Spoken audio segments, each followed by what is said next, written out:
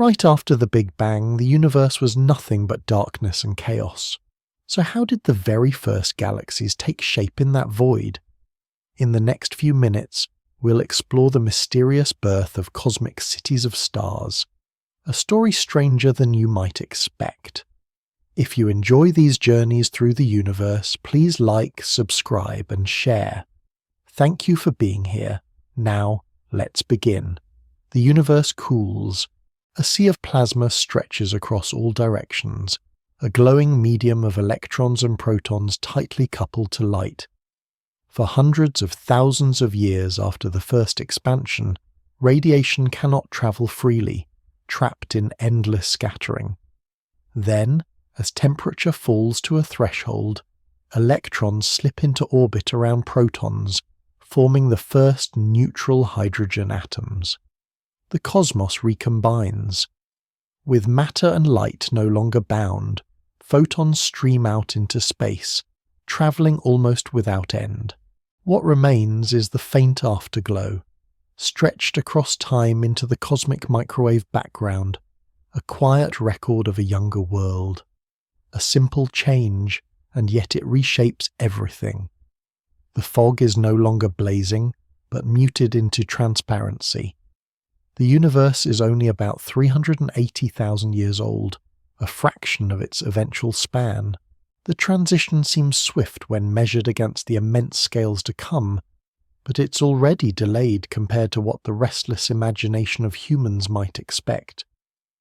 Only took nearly 400 millennia to clear the view, a long blink for a cosmos in formation. Hydrogen now fills the void, a soft fog without light of its own. Almost everything that will ever form, every star, every galaxy, every planet, rests hidden inside this uniform ocean, awaiting the slow accumulation of differences. Matter appears smooth, but not perfectly. Small ripples in density, left over from quantum fluctuations stretched during inflation, have survived. They are slight, just a few parts in 100,000, yet they are enough to seed all structure that will follow. Dark matter, unseen and unshining, begins to gather these faint irregularities together. What cannot glow still sculpts what will. It is a still universe, dim and neutral, yet not without quiet irony. The act of recombination makes space transparent, and in becoming clear it also grows dark. The glow of the plasma is gone, leaving behind silence. What seems like liberation for light is also the beginning of long obscurity for matter. No stars exist, no galaxies shine. Only the fossil radiation spreads outward, while the atoms themselves remain unilluminated. A cosmos, revealed and concealed at once. In this darkness, details linger in ways that are easily overlooked. The newly formed hydrogen is not perfectly still. Some atoms settle into excited states, releasing faint photons as they cascade downward. A tiny signature persists, a whisper of radiation in the far infrared, subtle against the background flood. These traces are delicate, yet they tell of transitions within atoms, miniature events echoing across the vastness. The universe, even silent, is never entirely featureless. Stillness carries patterns that only later instruments will uncover. The mystery of this moment is both simple and profound. Why does the matter content of the universe arrange itself in this precise balance? Too much light relative to matter, and recombination would not occur in the same way. Too little dark matter, and the seeds of structure might never take hold. Yet the values rest where they are, finely tuned in appearance, without full explanation. Observers can measure, calculate, and trace consequences, but the underlying reason remains unsettled. Why this density? Why this balance? Why this delicate match? The question rests quietly in the shadows of cosmology, unresolved. The time since the beginning is short, but already stretched far beyond ordinary comprehension. A human life is a blink compared to centuries, yet even millions of human lifetimes would barely skim the surface of these early epochs. The universe begins with overwhelming energy, yet settles slowly, as though patient in its unfolding. Neutral hydrogen fog fills every horizon, a soft expanse without form, no motion of galaxies, no sparkle of stars, no collision of planets, only gas spread through expanding space. For the first time, matter and light travel on separate courses, shaping destinies that will later intertwine again. The irony deepens. Transparency, so easily thought of as clarity, becomes indistinguishable from darkness. The background light remains, but it is no longer replenished.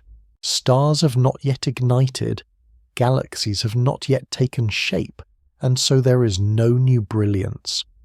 What has escaped will fade with redshift, stretched into longer and longer wavelengths as the universe expands. The most pervasive light will eventually become the coldest, barely above absolute zero, a background too faint to warm even a fragment of dust. A cosmos that once blazed with plasma now begins its longest night. And yet, inside this obscurity, the essential conditions are set. Hydrogen, neutral and transparent, can now respond to gravity. Before, radiation pressure scattered everything apart, keeping matter from condensing. Now, freed of that coupling, atoms can gather. Slowly, inexorably, they will drift into the dark matter halos forming from invisible seeds. Filaments of unseen matter stretch through space like a hidden lattice, and gas will settle upon them, cooling and condensing. Like dew gathering on spider threads before dawn, hydrogen fog will collect along the skeleton of the cosmic web. The light has left, but in its absence the stage is prepared for the first new sources of brilliance. The universe has aged in silence for hundreds of thousands of years, and silence will continue for hundreds of millions more. The Dark Ages have begun, an epoch without direct light, though not without potential. The foundations are invisible, but they exist. Future observers will trace them in the slight anisotropies of the cosmic microwave background, patterns frozen in the sky that preserve the ripples of this early time. A photograph imprinted not with stars, but with probabilities of stars to come. In looking backward, telescopes capture not only the light that escaped, but the blueprint of everything it will someday reveal. For now, nothing shines. Yet within the fog, gravity begins to tug, shaping what cannot be seen, drawing neutral atoms together in ways too subtle for the moment, but decisive for all the epochs that follow. The cosmos waits in its own quiet expansion, transparent yet dark, open yet silent. A universe, revealed by its light and hidden by its stillness, holding its breath before the first fires will ever burn. The universe has entered its longest silence.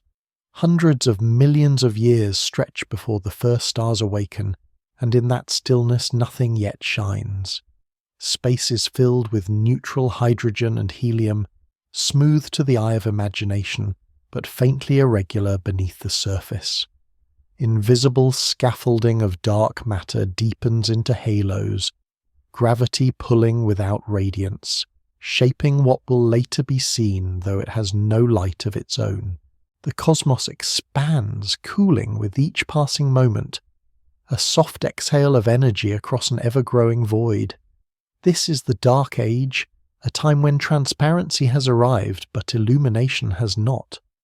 What is revealed cannot yet be seen. Neutral hydrogen drifts through the expanding web, unbroken in its darkness. In every direction it extends without interruption, a fog so vast that even if light sources existed, they would be scattered and hidden by its presence. Only faint relics linger, the afterglow of recombination stretching into colder wavelengths, the cosmic microwave background fading into near invisibility. No galaxies, no stars, no planets mark the scene. Only emptiness, only gas, only the unseen strength of dark matter guiding a future not yet visible. It is a universe without landmarks, but one in which every landmark is already implied. There is irony here, quiet and unhurried. The universe, made transparent, is darker than ever. The act of liberation for photons has created a silence deeper than any opaque plasma could hold. The stage has cleared of light but not of matter, and it will remain so for longer than a human species can easily imagine. Hundreds of millions of years, passing without spectacle. A cosmos that has already begun, yet still waits to begin again. What makes this age profound is not only what is absent but what quietly persists. Tiny fluctuations, minuscule changes in density, remain imprinted from earlier times. Where there is slightly more matter, gravity pulls slightly harder, and over time these differences grow. From 1 part in 100,000, the contrasts deepen, slow accumulation creating knots, filaments, and voids. This is the start of the cosmic web, drawn first in shadow, invisible even to light itself. The hydrogen cannot yet cool, cannot yet collapse, but the framework is already set.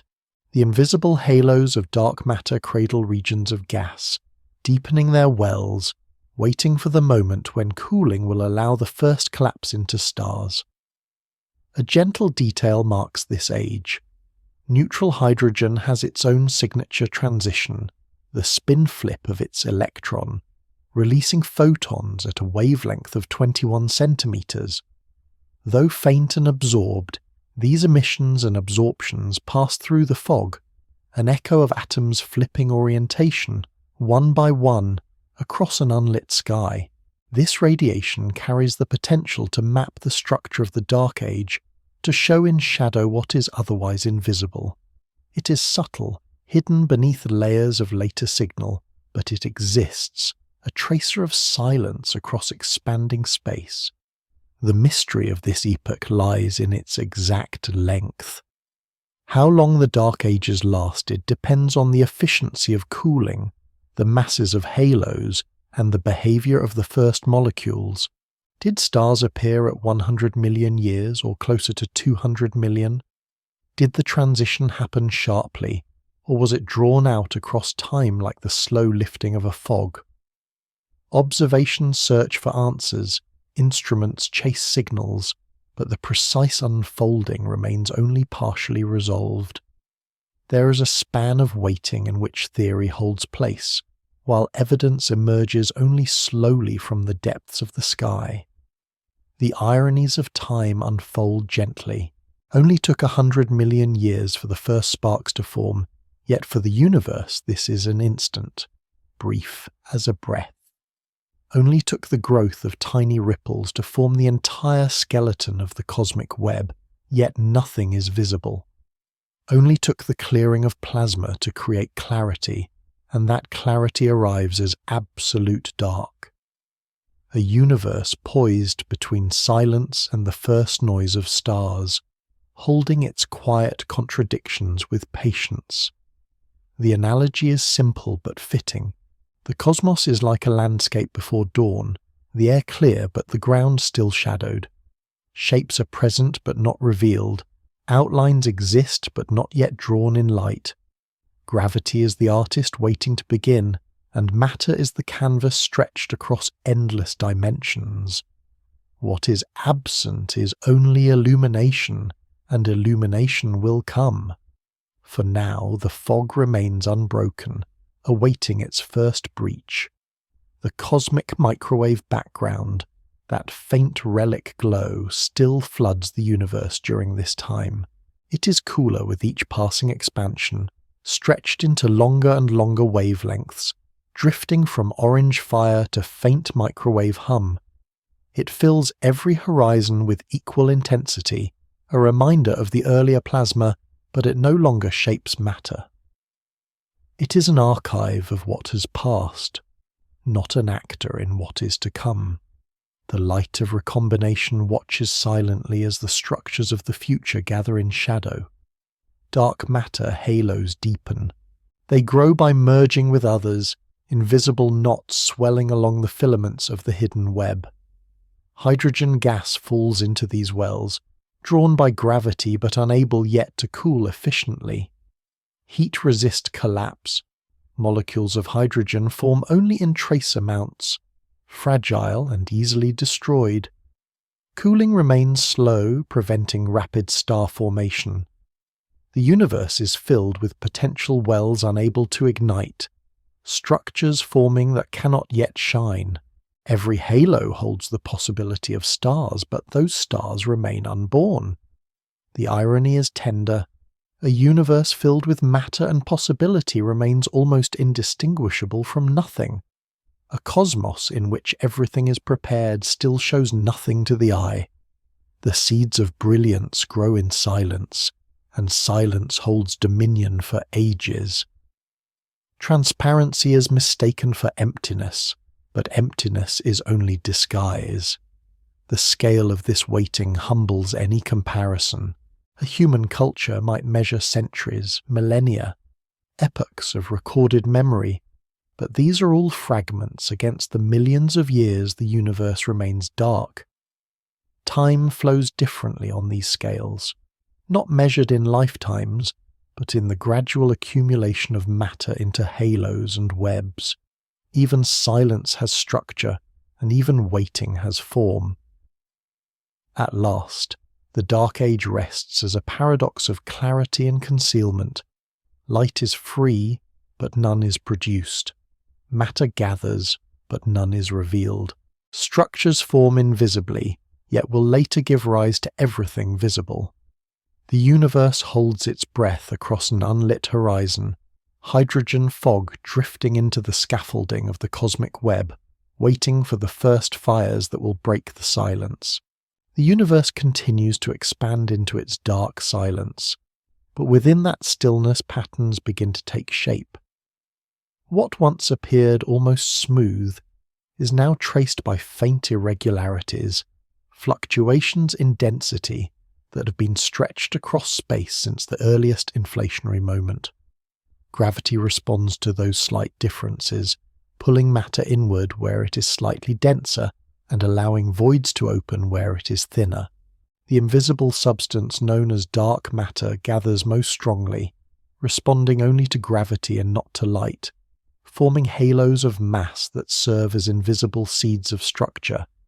These halos grow slowly, merging and accreting, creating wells where ordinary gas will someday fall. The universe is about 100 million years old, and though the sky remains unlit, its architecture is being drawn in hidden form. Dark matter halos, undetectable except through their gravitational pull, become the scaffolding of the cosmic web. The universe stretches into filaments and nodes, threads of unseen matter converging into knots where the first proto-galaxies will form. These filaments stretch across hundreds of millions of light years, yet are invisible to the neutral hydrogen fog that fills them. It is an irony of the cosmos that the strongest shaper of structure does not radiate at all. Dark matter, unable to glow, becomes the master artist of light yet to come. In silence, it sketches the pathways along which luminous matter will eventually arrange itself. What cannot shine determines what will. Hydrogen and helium, the ordinary matter born from primordial nucleosynthesis, drift into these gravitational wells. At first, their motion is resisted by residual pressure and slow cooling, but gravity persists. The gas begins to concentrate along the filaments, tracing the skeleton of dark matter with its own tenuous presence. Like morning mist gathering in valleys, the fog of atoms accumulates where the invisible terrain draws it downward. These concentrations remain diffuse, but they are the first outlines of galaxies, drawn not in light but in shadow. The universe still waits for stars, yet the places where stars will ignite are already chosen. A subtle detail marks this era. Though neutral hydrogen does not emit visible light, its distribution can in principle be traced through its 21 centimeter transition, the spin-flip line of the electron. In these ages, that signal is absorbed and emitted against the background radiation, faint imprints scattered across a sea of silence. To later observers, this signal holds the possibility of mapping the Dark Ages themselves, revealing the distribution of matter even before the first galaxies shine. For now, it remains only a potential, a delicate marker embedded in the quiet. The mystery of this moment lies in the smallness of the seeds themselves. How do fluctuations that are so slight, differences of 1 part in 100,000, grow into the immense filaments and halos that span cosmic space? The mathematics of gravity explains the process, but the exact nature of the fluctuations, their origins and precise properties, remain tied to the earliest moments of inflation. The universe grows structure from almost nothing, from ripples so faint they are nearly invisible even in the background light. It is a reminder that all vastness begins with the smallest of contrasts, and that what endures grows from what seems insignificant. Soft ironies settle through the stillness. A universe filled with hydrogen fog appears empty, yet it is already structured. A cosmos ruled by lightless dark matter will become defined by light. A universe so quiet and patient has already begun the slow rush towards stars and galaxies. Only took 100 million years to make the first framework, yet it will take much longer to fill it with light. Time flows at scales that turn human urgency into near silence. Gas flows inward along the filaments, drawn into the centers of halos, where its density increases. Cooling is still inefficient, but the process has begun. Molecular hydrogen forms in small amounts, fragile but important, allowing gas to shed energy and sink deeper into gravitational wells. Atomic cooling contributes at higher densities, giving gas its first means of radiating heat away. These mechanisms are faint, yet they are the beginnings of collapse, the quiet preparation for the ignition of stars. In its own way, the cosmic web resembles a natural lattice, invisible but real, stretching through space like an intricate crystal. The analogy is quiet but fitting, like frost forming on glass before the sun rises, a structure awaiting illumination. Along these invisible filaments, galaxies will string themselves like pearls, gathering at the intersections, glowing where dark matter has gathered them. The fog has no awareness of its architecture, but it follows the pull of gravity, and in doing so it outlines a design that will endure for billions of years. The irony continues in scale. On human terms, 100 million years is unimaginable, yet for the cosmos it is only the opening measure of a longer symphony. The structures forming now will take hundreds of millions more years to ignite. The halos that exist today are only the faintest beginnings of galaxies that will become bright enough to pierce the fog. Yet already the shape of the universe is written, not in stars but in shadows. What will shine is dictated by what cannot be seen. The mystery deepens with the unknown nature of dark matter itself. Observers know it only through its pull, through the way galaxies will later spin and light will bend. But what it is remains unresolved. Is it a particle, a field, a relic of high-energy physics beyond current reach? The question lingers without answer, yet the universe does not wait. Whether known or unknown, dark matter fulfills its role, shaping halos and filaments, defining where galaxies will arise. Its silence is both a puzzle and a foundation. Time passes, millions of years flowing without event that can be seen in light. Yet in those years the seeds deepen, the filaments grow denser, the halos strengthen. Gas gathers more firmly, awaiting the final cooling that will permit collapse. Nothing yet shines, but the darkness is no longer featureless. It is a darkness sculpted by invisible hands, patterned by gravity into structures too vast to see, but too powerful to resist. The universe has no stars, no galaxies, no planets, but it has a skeleton upon which all these will be built.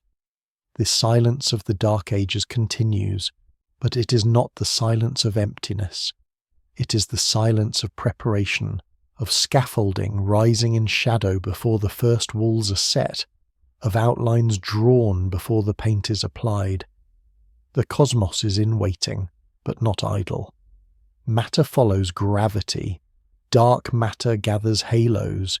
Gas cools slowly toward collapse. The darkness endures, but within it galaxies are already implied, seeded by invisible scaffolds that stretch across an unlit sky. Gas begins to fall more decisively into the growing halos of dark matter. For millions of years, the hydrogen and helium that fill the universe have drifted across the invisible filaments, drawn into gravitational wells that deepen steadily as halos merge and grow. Now, under the persistent pull of gravity, gas is trapped more firmly, unable to escape the invisible knots. Yet to collapse fully, it must lose energy, radiating away the heat generated by its own compression. In a cosmos without metals, without dust, and without stars, the cooling of gas depends only on the simplest molecules. Molecular hydrogen forms through fragile pathways, with electrons and protons serving as intermediaries, producing the rare bonds that allow atoms to radiate their excess energy. These molecules, delicate and easily destroyed, nonetheless provide the only means by which the first gas clouds can cool and contract. The process is slow, scattered, and easily disrupted, but it is enough to begin. As the gas falls inward, the halos themselves reveal their paradoxical character. Though composed mostly of dark matter, they act as containers for baryonic gas, wells carved in silence to gather what can one day shine. The baryons cool, shedding energy through the faint lines of molecular hydrogen, slipping into lower energy states and emitting weak radiation into the void. In more massive halos, atomic lines of hydrogen, particularly the Lyman alpha transition, offer another channel for cooling. Gas moves inward, layer by layer, like fog settling into valleys, releasing faint whispers of light invisible to any observer, yet crucial to the future of collapse. These cooling channels are meagre, but they represent the first steps toward making stars possible.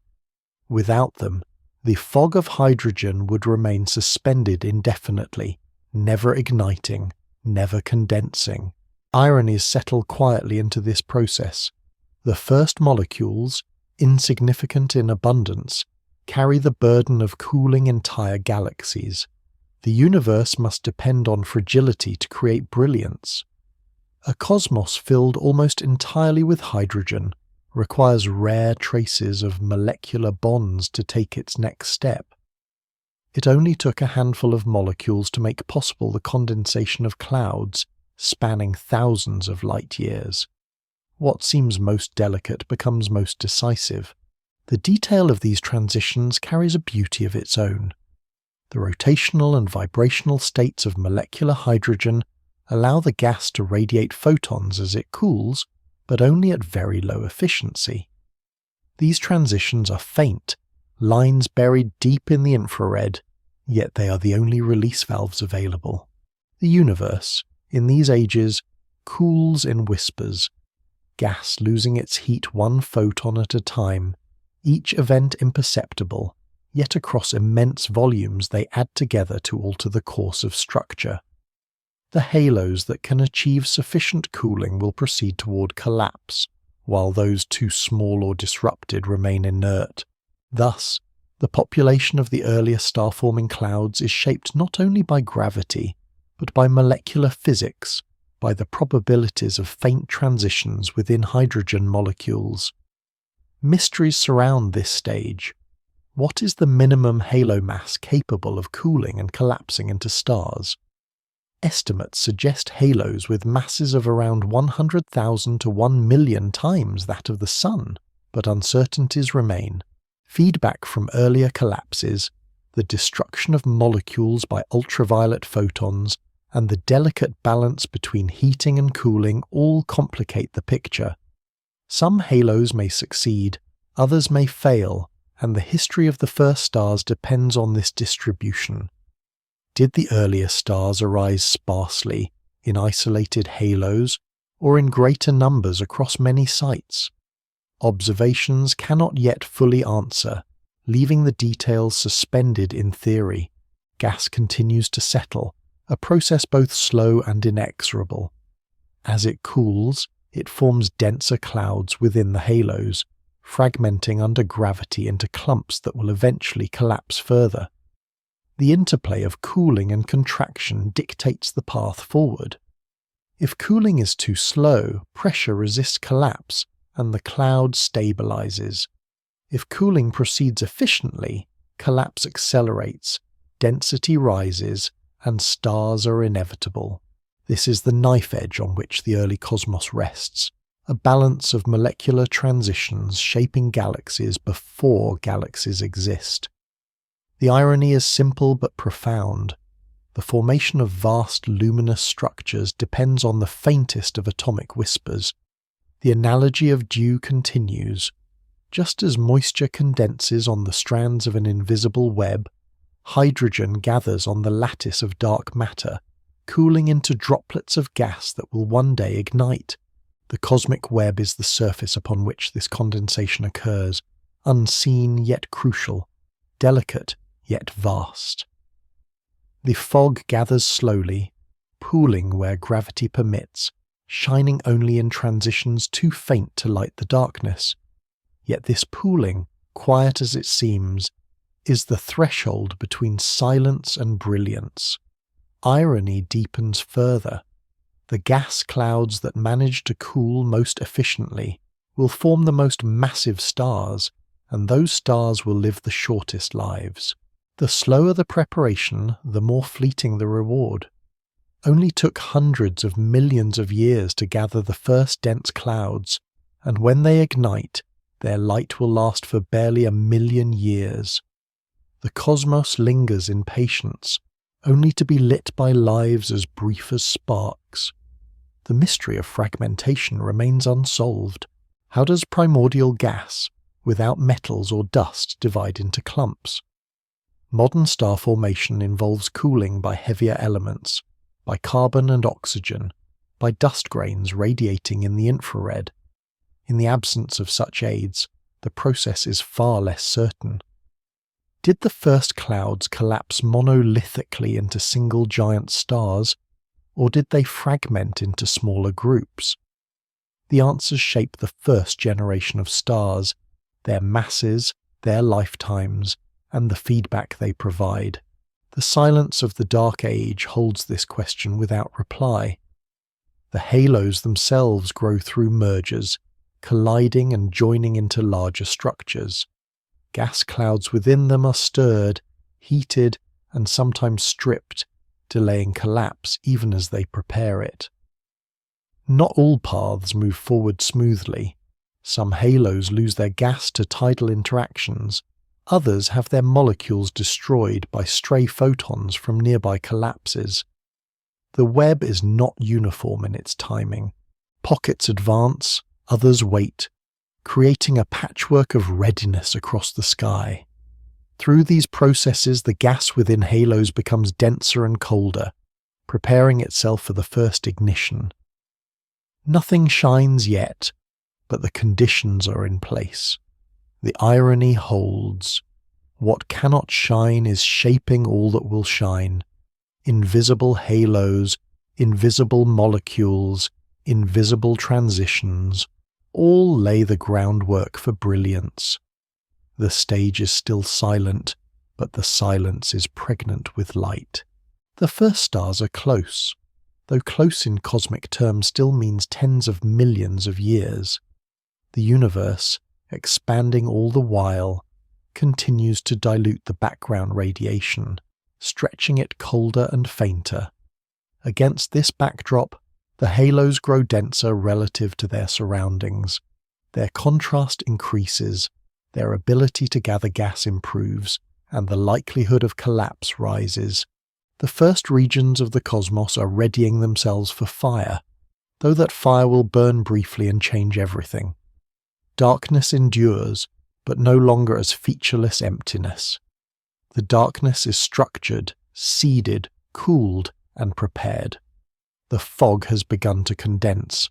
The silence of the Dark Ages lingers, but it no longer rests unbroken. In the densest halos where cooling has succeeded, clouds of hydrogen contract further, their density climbing until gravity overwhelms resistance. Deep inside these clouds, pressure and temperature rise together, climbing into extremes never before reached since the beginning of expansion. Molecular hydrogen has guided the collapse, shedding the faintest of photons to allow gas to sink deeper. But eventually even those fragile pathways cannot carry away enough heat. The contraction accelerates, the center grows hotter, and nuclear fusion ignites. For the first time since the universe began, starlight is born. The first stars, known as Population 3, shine into the hydrogen fog. These stars are unlike the ones that will follow. With no metals to aid cooling during their formation, they collapse into far larger masses, some hundreds of times the mass of the Sun. Their surfaces blaze at temperatures far higher than any later generation of stars, pouring ultraviolet photons into their surroundings. Their brilliance is intense, but their lives are short. Within only a few million years they exhaust their fuel, collapse, and explode in supernovae or collapse directly into black holes. The irony is clear. The universe waits hundreds of millions of years for its first light, only for that light to vanish almost as soon as it begins. The darkness yields to brilliance, but the brilliance burns like sparks in a vast night.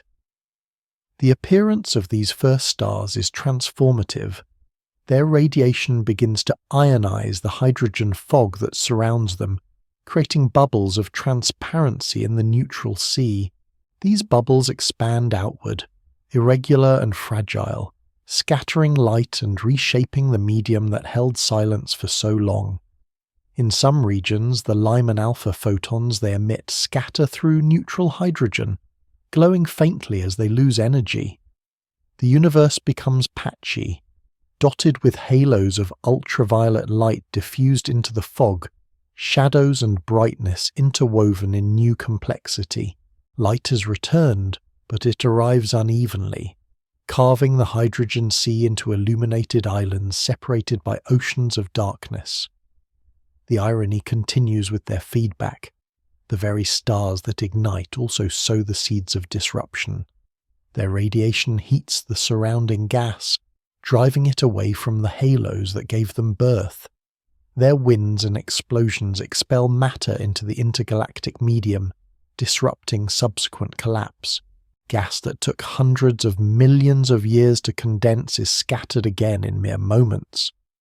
Only took a few million years to undo what gravity had so carefully assembled. Brilliance carries destruction, along with illumination, shaping the pace as such future stars can form. Details of these stars linger in the faint signatures they leave.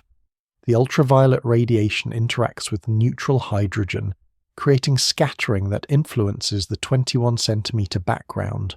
Their supernovae produce metals, carbon, oxygen, silicon, iron, scattered into the surrounding medium. These heavy elements are rare at first, but they mark a turning point. For the first time, the cosmos contains atoms that were not forged in the Big Bang, but in the hearts of stars. These elements will later allow gas to cool more efficiently, permitting the formation of smaller, longer-lived stars. The first brilliance destroys itself, but in doing so it makes possible all the brilliance that follows. Mysteries surround the nature of these primordial stars. Were they always massive, or did some form with smaller masses that might still exist today? Did they appear singly within halos, or in small clusters? Simulations suggest enormous solitary giants, but direct evidence is absent. The light of the first stars is too faint and too distant to be captured directly, even by the most powerful telescopes, their existence inferred instead through chemical fingerprints in later generations of stars. The first fires are known only through echoes and consequences, not through direct sight. Their true distribution remains uncertain, a quiet gap in knowledge at the dawn of illumination. The irony of scale persists. Stars that live only 1,000,000 years set the stage for galaxies that endure billions. Brief lives shape long histories. Fragile sparks dictate the destinies of vast structures. Only took the briefest lives to alter the universe forever. Their deaths scatter the metals that allow smaller stars to form. Their explosions seed turbulence in halos. Their collapse leaves black holes that may one day become the centers of galaxies. What appears fleeting becomes decisive. The analogy of dew upon a lattice deepens now into sparks upon that same structure. The cosmic web, outlined by dark matter, gathers fog along its filaments. In certain nodes, that fog cools enough to ignite, and the first sparks flare along the threads. The lattice that was invisible begins to glow at its intersections. The illumination is faint and patchy, easily lost in the fog, but it marks the first time the cosmic web becomes more than an unseen scaffold. It becomes a luminous structure, though still fragile and young. There is mystery in their abundance. Did stars form prolifically across many halos, or were they rare and scattered, leaving most of the cosmos dark even as a few regions ignited? Observations of distant galaxies hint at both possibilities, with some regions rapidly reionized and others lagging behind. The universe may not have witnessed a uniform dawn, but a gradual awakening, patchwork, and uneven. These uncertainties remain, unresolved yet central to the story of reionization. The first stars are brief, but their effects are permanent. Their ultraviolet light begins to alter the intergalactic medium. Their explosions enrich the gas. Their remnants seed new structures. They die as quickly as they live, but nothing remains unchanged after them. The irony is that destruction proves more enduring than existence. The stars are gone, but their metals remain. Their lives end, but their black holes persist. Their brilliance fades, but the pathways they opened continue. The universe, once silent, is now punctuated by brilliance that comes and goes. Darkness remains dominant, but no longer absolute. For the first time, light competes with shadow, and shadow begins to give way.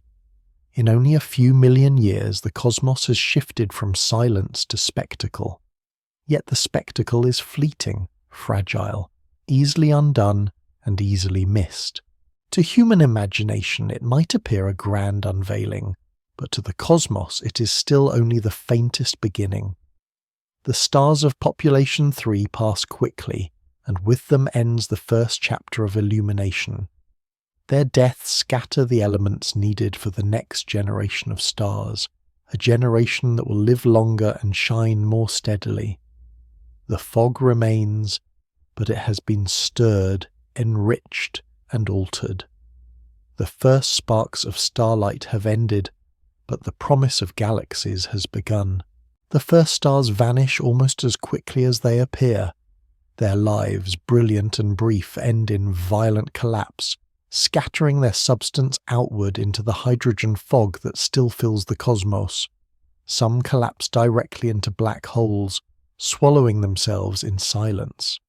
Others die in explosions so powerful that they reshape their halos entirely, driving shock waves into the surrounding gas and hurling newly forged elements into intergalactic space. These supernovae mark the first great disruption since recombination. For the first time, the cosmos is no longer purely primordial. Heavy elements, carbon, oxygen, iron, silicon, now exist, created within the hearts of stars and expelled into the fog.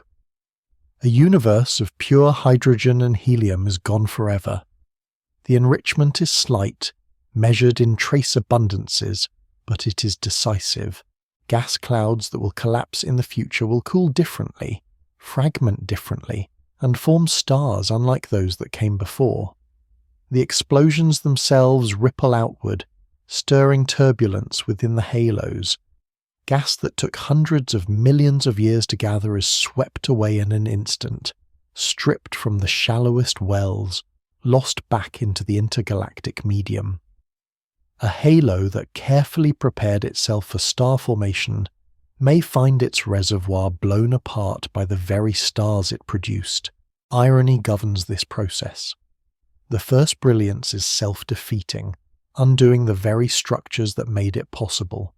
Only took 1,000,000 years to scatter what gravity shaped over 100 million. The patience of collapse meets the violence of feedback, and in that encounter, the pace of galaxy formation is set. The details of these supernovae depend on the masses of the stars. Some collapse into black holes with little outward effect, their metals swallowed before they can enrich their surroundings.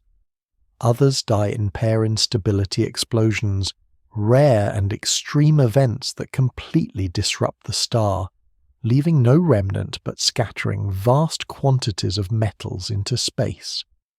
These explosions produce chemical fingerprints that later generations of stars will carry, signatures of the first fires imprinted on later light. It is through these traces that modern observers infer what cannot be seen directly. The first stars are gone, but their ashes remain. Mystery surrounds the distribution of enrichment. How far did the metals spread? Were they confined to the halos that produced them, or were they cast into the wider intergalactic medium? The answer shapes the timing of population 2-star formation, the next generation that will live longer and shine more steadily. If enrichment spread broadly, smaller halos could form enriched stars quickly. If confined, enrichment remained patchy, creating islands of advanced chemistry separated by vast neutral seas. Observations of ancient stars in the Milky Way show extremely low metallicities, some carrying the fingerprints of single supernova events. The cosmos remembers its first fires in the atmospheres of stars still shining today. The irony of destruction persists. Supernovae both hinder and enable further star formation. They strip halos of gas, delaying collapse, yet they also inject metals that allow future gas clouds to cool more efficiently. They scatter the seeds of their own successors, preventing immediate growth, but ensuring richer growth later. A galaxy, assembled from almost nothing, is undone by its own children, only to rise again with better tools for creation. Only took an instant of violence to lay the groundwork for stability. The detail of feedback is subtle. Shockwaves heat the gas, raising temperatures above the threshold where cooling can proceed. Outflows carry matter far beyond the virial radius of halos, depositing it into intergalactic space. Radiation pressure and ionization alter the chemistry of the surrounding medium, destroying fragile molecules and reducing cooling efficiency. The environment of the first stars is transformed, not only by what is added but by what is taken away. The halo becomes a battlefield of forces, gravity pulling inward, explosions pushing outward, chemistry reshaping what remains. The analogy of rain and fire lingers here. Halos gather gas like valleys gathering moisture, only to see it dispersed again in sudden storms. The first sparks light fires that consume their own fuel. The cycle is destructive yet also creative, for the ashes they scatter enrich the soil of future generations. The cosmos repeats this rhythm endlessly, collapse followed by disruption, enrichment followed by renewal. In these first cycles, the pattern is set that will govern galaxies forever. The mystery of black hole seeds also belongs to this era. Some of the first stars collapse directly into black holes of tens or hundreds of solar masses. These remnants may merge, accrete, and grow into the supermassive black holes that later sit at the centers of galaxies. Did the first quasars, bright beacons of the early universe, grow from such seeds? Or did separate processes create larger initial black holes? The question remains unresolved. The cosmos offers clues in the existence of billion solar mass black holes less than 1 billion years after the beginning, but their origin is still debated. The seeds of darkness are planted alongside the seeds of light, and both grow together. Ironies deepen in this duality. The brightest explosions of the first stars may produce the darkest remnants, black holes that swallow light forever. Out of brilliance comes shadow, and out of shadow comes the possibility of future brilliance through accretion. The first galaxies will not only be assemblies of stars but also hosts of black holes, companions born from the same first generation. Only took a handful of massive stars to create both enrichment and silence. As halos recover from disruption, gas begins to fall inward again, enriched now by metals that enhance cooling. Where the gas remains dense enough, new stars will form, population 2 stars, smaller and longer lived than their predecessors, but that belongs to the next stage, for now the universe is marked by turbulence. The calm fog of hydrogen has been stirred into storms. The silence has been broken not only by light, but by violence. The darkness that once stretched unchallenged now carries both illumination and shadow, feedback and enrichment, scattering and gathering. The universe is still young, only a few 100 million years since its beginning, yet it has already undergone profound change. From plasma to recombination, from fog to halos, from halos to stars, and from stars to explosions, the sequence has unfolded with a slow inevitability. Each step alters the next, each silence prepares a sound, each destruction creates the foundation for renewal. The cosmos, once simple, is becoming complex. The fog is no longer pure, no longer uniform, no longer untouched. It has been pierced, stirred, enriched, and scarred. What endures is the paradoxical rhythm of growth. Patience builds halos, and sudden violence tears them apart. Silence lasts for millions of years, and brilliance for only a moment. From that moment, the course of everything changes. Darkness remains, but it is no longer the same darkness. It holds ashes, metals, and black holes. It holds the first traces of chemistry that will one day form planets, oceans, and living things. The silence of the cosmos has been interrupted by the soundless roar of supernovae. Gas, once pristine, is no longer pure. The explosions of the first stars have seeded the cosmos with heavier elements, faint traces of carbon, oxygen, and iron scattered into the fog. The enrichment is patchy and uneven, confined to the halos where stars once lived or driven outward in turbulent flows, but its presence marks a profound shift. Where the gas cools again, it now has new channels to release its heat, radiating through atomic lines of heavier elements and condensing more efficiently. The next stars to form are different, smaller, longer-lived and more stable. They are known as population 2 stars, and their arrival changes the character of the universe. These stars arise in gas clouds that have survived the disruption of supernovae or reassembled after turbulence. They no longer collapse only into giants of hundreds of solar masses. Instead, they fragment into smaller clumps, producing a distribution of masses more like the stars seen today. Some are still massive, burning their fuel quickly, but others are small and steady, destined to shine for billions of years.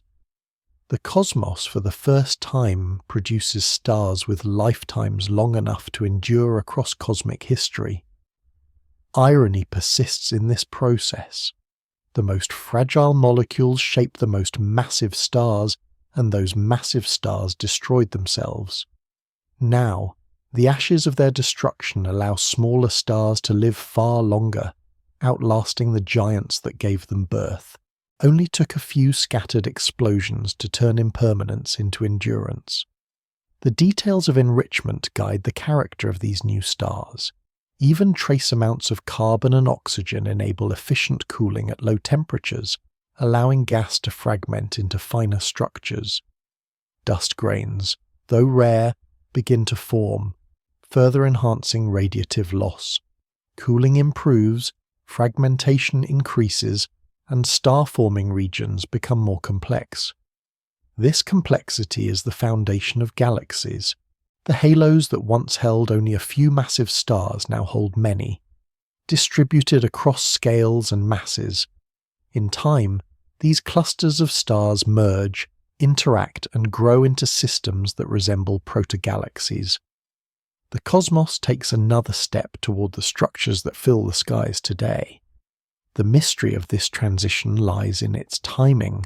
How quickly did population 2 stars arise after the first generation? Did enrichment happen rapidly, spreading metals across wide regions, or slowly, confined to rare halos? Observations of ancient stars in the Milky Way halo suggest that some second-generation stars formed from gas enriched by a single supernova, their chemical abundances recording the yields of one dying giant. Yet the true pace remains uncertain. The earliest galaxies glimpsed faintly in deep-field surveys show evidence of mature populations already by the first few 100 million years, implying rapid star formation. The question remains unresolved, a quiet gap in understanding the dawn of galaxies. Irony lingers in abundance. The first stars were few, bright and short-lived. The second generation is numerous, dimmer and enduring. Brilliance gives way to persistence. The cosmos shifts from spectacle to continuity, from sparks to embers. Only took the death of giants to create stability. What once burned violently now glows patiently, and in that patience galaxies assemble. The details of feedback continue to shape halos. Supernovae have cleared some halos of gas entirely, leaving them barren. Others retain enough matter to recover, enriched and turbulent, but still capable of collapse. Gas flows inward again, now with improved cooling, forming denser structures. Star formation proceeds in bursts, rapid in some regions, delayed in others, creating a patchwork of luminous and dark halos. The cosmic web becomes more varied, with filaments dotted by nodes of starlight and regions still shrouded in shadow. The analogy of fire gives way to the imagery of soil. The universe has been seeded with metals, and from that soil, new stars sprout in greater number. Each halo becomes like a fertile valley, its chemistry altered by the remains of past brilliance. The enrichment is uneven, but even in its irregularity, it prepares the ground for what follows. Galaxies do not arise all at once, but in fragments, assembled from these fertile pockets, each carrying the chemical memory of its ancestors. Mystery surrounds the fate of the longest-lived population 2 stars. Some may still exist today, shining faintly in the outer reaches of galaxies, their atmospheres preserving the abundance patterns of the first enrichment. Observers seek them as fossils of the early universe, messengers across 13 billion years, but they are rare. Most have been lost to the merging and mixing of galactic histories. The search continues, for in their light lies the most direct evidence of the first transformations. The ironies multiply as structures grow. Stars that endure longer shine less brightly, yet they illuminate more of cosmic history. Galaxies that form from enriched gas are more stable, but they depend entirely on the brief and violent deaths of stars that came before. A universe that once seemed dominated by impermanence now turns to continuity. But that continuity rests entirely on the ashes of impermanence. Only took one generation to change the course of billions. Proto-galaxies begin to assemble from these enriched halos. Mergers and accretion bring multiple pockets of stars together, forming systems large enough to resemble galaxies. The halos deepen as they grow, gathering more gas, more stars, and sometimes central black holes left by earlier collapses. The interplay of merging and accretion drives growth, while feedback continues to regulate it. Galaxies emerge not as singular creations, but as composites, fragments joined into wholes by gravity. The cosmos is no longer silent. Where once there was only fog and shadow, now there is light scattered across the web, uneven but growing. The brilliance of population 3 stars has ended, but the steadier glow of population 2 stars endures. Galaxies are faint, small and young, but they are present. The universe has entered a new phase, one where continuity dominates spectacle, and where starlight begins to shape the intergalactic medium on larger scales. Irony remains the constant companion. Stars that live billions of years can only exist because stars that lived millions of years destroyed themselves. The gas that cools efficiently today does so because it carries traces of what no longer exists. Continuity arises from impermanence, persistence from destruction, stability from turbulence. The universe holds these contradictions easily, unfolding them without haste. The cosmos, now only a few 100 million years old, has taken another irreversible step. The fog is enriched. The stars are steadier, the halos more fertile. What was once smooth has become structured. What was once empty has become luminous, and what was once fleeting has become enduring. Galaxies begin to grow, small and fragile but present, assembling from fragments into wholes. Darkness remains, but it is threaded now with persistent light, a network of stars glowing along the unseen lattice of the cosmic web.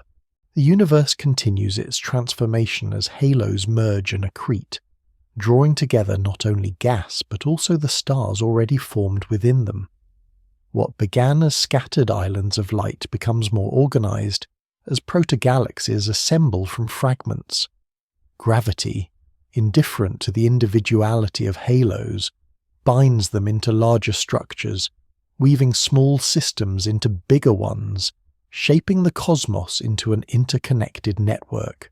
The filaments of the cosmic web grow denser, their nodes brightening as multiple halos converge. From the outside, these mergers are silent, but within them turbulence reigns, gas compressed, shocked, and stirred as new stars are triggered by the collisions. Galaxies emerge not as solitary creations, but as composites, amalgamations of countless smaller parts, their structures defined by a process both destructive and creative.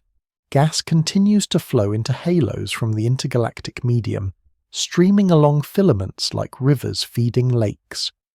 This smooth accretion is as important as mergers, delivering fresh fuel for star formation over hundreds of millions of years. Hydrogen and helium fall inward, enriched now by the metals scattered from earlier generations, cooling more efficiently and condensing into disks and clumps. The balance between mergers and accretion shapes the pace of growth. A galaxy is both a meeting of fragments and a gathering of flows, assembled from collisions and nourished by the constant rain of gas. only took the invisible scaffolding of dark matter to transform a fog into a luminous network of systems. Irony lingers in these processes. The very collisions that disrupt halos also produce new stars, turning destruction into creation. The galaxies that will one day appear smooth and majestic are built from violent interactions, their serenity hiding histories of chaos. Gas flows that seem steady are interrupted by feedback, turbulence, and heating. Yet without such disruptions, the balance of star formation would collapse into runaway bursts. Only took the violence of merging and the quiet persistence of accretion to shape the first true galaxies. The detail of assembly lies in scales. Small halos, no more than 1 million or 1 billion solar masses, merge into larger systems of tens or hundreds of billions. These, in turn, gather into structures massive enough to retain gas against feedback, their gravitational wells deep enough to hold what supernovae would otherwise expel.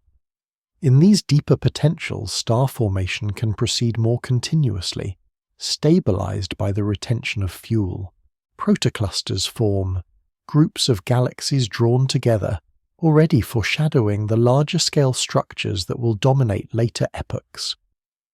The cosmic web is hierarchical, its assembly cascading from the small to the large, each step an echo of the patterns imprinted at the beginning. The mystery of angular momentum enters here. How galaxies spin, how their disks flatten, and how their bulges form depend on the distribution of angular momentum among the inflowing gas and merging halos. Simulations suggest that tidal torques during the growth of the cosmic web impart spin to forming galaxies, but the precise details remain uncertain. Why some galaxies settle into thin rotating disks while others form spheroidal bulges continues to puzzle. Angular momentum, a conserved quantity, organizes matter across vast scales, but its origin in cosmic structure is not yet fully explained. The silence of the early universe still holds this unanswered question. Ironies continue. Galaxies that appear as stable collections of stars are in truth the outcomes of endless collisions. Structures that look continuous are built from fragments. Stability hides turbulence, and order arises from violence. A galaxy, assembled from almost nothing, owes its shape to both mergers and flows, to both chaos and quiet accretion. Only took countless small halos, each insignificant on its own, to build the vast systems that endure for billions of years. Gas within forming galaxies becomes more organized as well.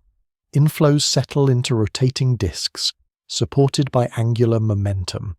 These disks feed star formation in spiral arms and central regions, while bulges grow from the violent relaxation of merging systems.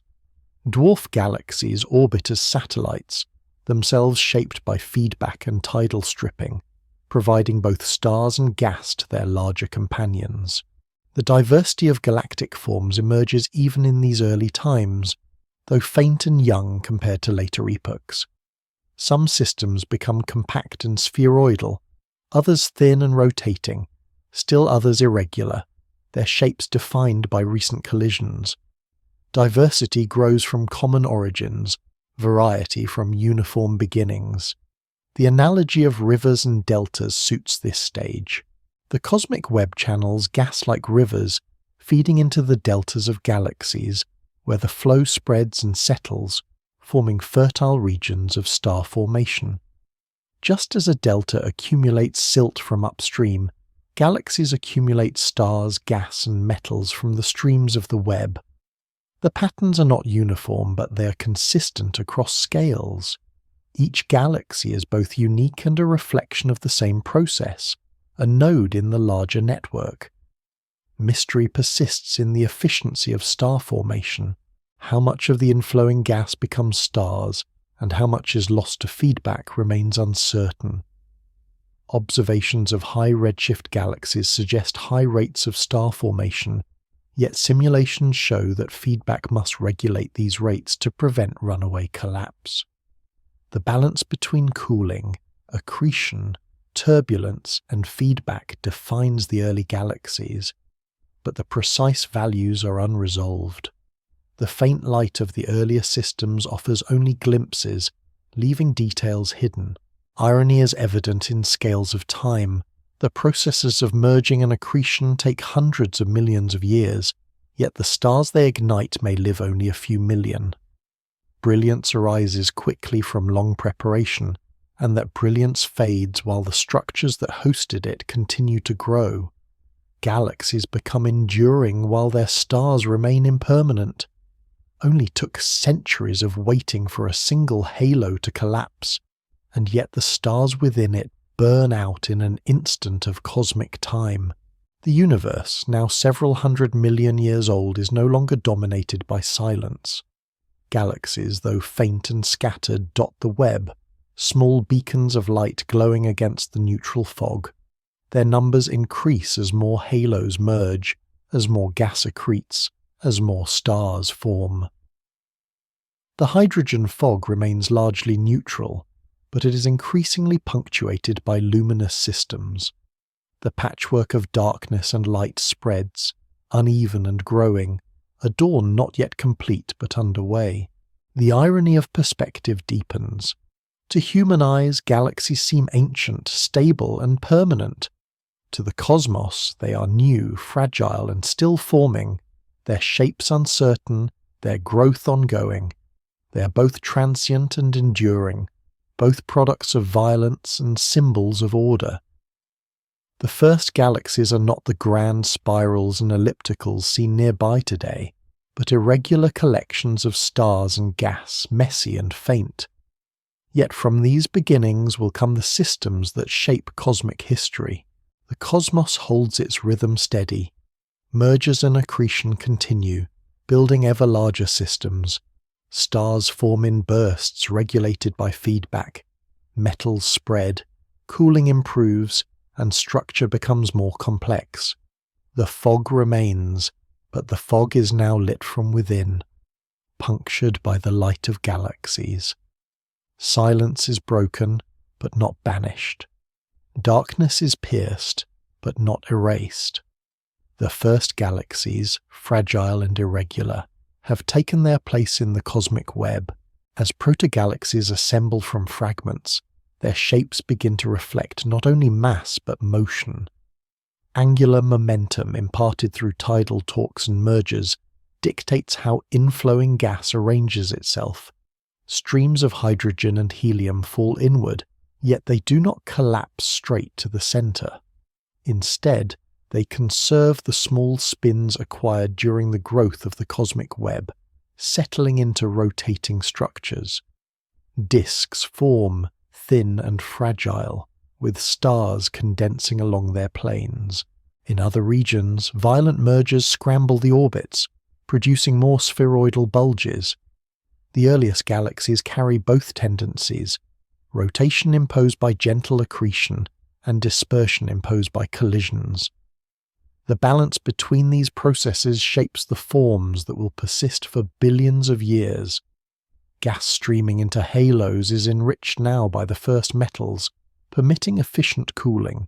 Dense clumps within disks collapse more readily, producing stars across spiral arms and central concentrations. Yet the processes are still young, unstable, and easily disrupted. Feedback from supernovae blows holes through disks, expelling gas into surrounding space. Radiation heats inflowing material, slowing its collapse. The structures that form are irregular, patchy, and turbulent, far from the majestic spirals and ellipticals of later epochs. Still, they represent continuity, an evolution from halos into organized galaxies, luminous systems that will endure even as their shapes shift with time.